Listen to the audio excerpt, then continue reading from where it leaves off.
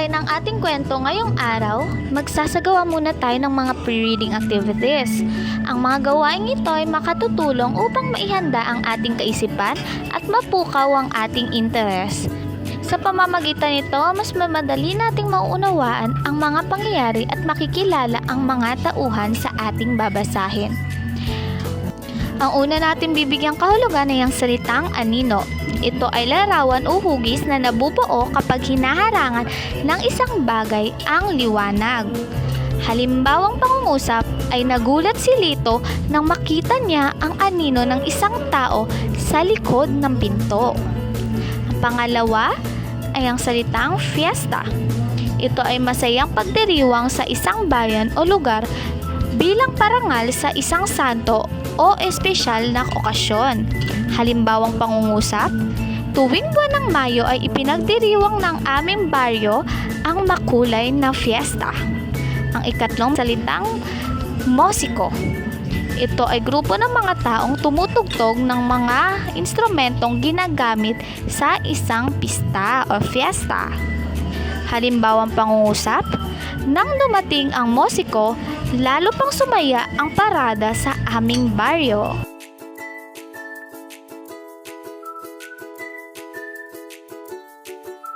Ang ating istorya na babasahin ngayon ay pinamagatang Nasaan Kaya Si Nanay? Na isinulat ni Erickson M. MacLeod at ginuhit ni J.J. Duran. Tara na at makinig!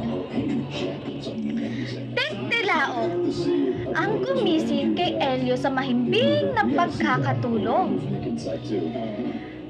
Bumangon siya at inayos ang unan at kumot. Pagkatapos ay tumingin sa salamin at sinabi, mukhang magiging maganda ang araw na ito. Nanay? Nanay? Gising na po ako. Masayang sigaw ni Elio habang inahanap ang kanyang ina. Nay! Nasaan ka na? Malakas na dagdag nito. Nasaan na kaya si nanay? Andito lang naman siya siguro. Bulong niya sa kanyang sarili. May nakitang anino at makukulay na bagay si Elio sa labas. Ano kaya yun? Nandoon kaya si nanay? Mabilis na tumakbo si Elio at tiningnan. Nanay, nandyan ka ba? Pagbukas ng pinto ay nakita niyang makukulay na bagting na parang naglalaro sa hangin. Ang ganda ng mga kulay, di ba, Elio? Bati ng kanyang tatay. Tumango si Elio at sinabing, Tatay, nasaan kaya si nanay? Andyan lang yun. Sagot naman sa kanya. Nang biglang may kaayang-ayang amoy naman si Elio sa loob ng bahay. Ano kaya yun? Nandun kaya si nanay? Mabilis na pumasok si Elio at tinignan. Nanay, nandyan ka ba? Pumunta si Elio sa malapit na banyo. At pagpasok sa bahay, ay naamoy ang mabangong bulaklak na nakaalay. Ang bango ng sambagita, di ba, Elio? Sambit naman ng kanyang ate, nakakalabas lang sa banyo. Tumango si Elio at sinabing, Ate, nasaan kaya si nanay? Andyan lang yun. Sagot naman nito sa kanya. May malakas na tunog na narinig si Elio sa may kwarto sa taas. Ano kaya yun? Nandoon kaya si nanay? Mabilis na umakit si Elio at tinignan. Nanay, nandyan ka ba? Sinundan ng tunog at narinig ang nakakasindak na tunog ng musiko. Nakakaaliwang tunog ng musika, di ba, Elio? Tumango si Elio at sinabing, Kuya, nasan kaya si nanay? Andyan lang yun. Sagot sa kanya nito. Kakahanap ay nagutom si Elio. Tumungo siya sa may kusina na may nakatakip na pinggan. Ano kaya yun? Nandun kaya si nanay? Mabilis na tinignan ni Elio ang ilalim ng mesa at sinabing, Nanay, nandyan ka ba?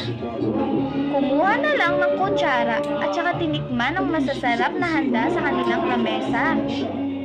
Nakakatakam yan, di ba, Elio? Tumango si Elio at sinabing, Lola, nasan kaya si nanay? Andyan lang yun, sagot naman nito sa kanya.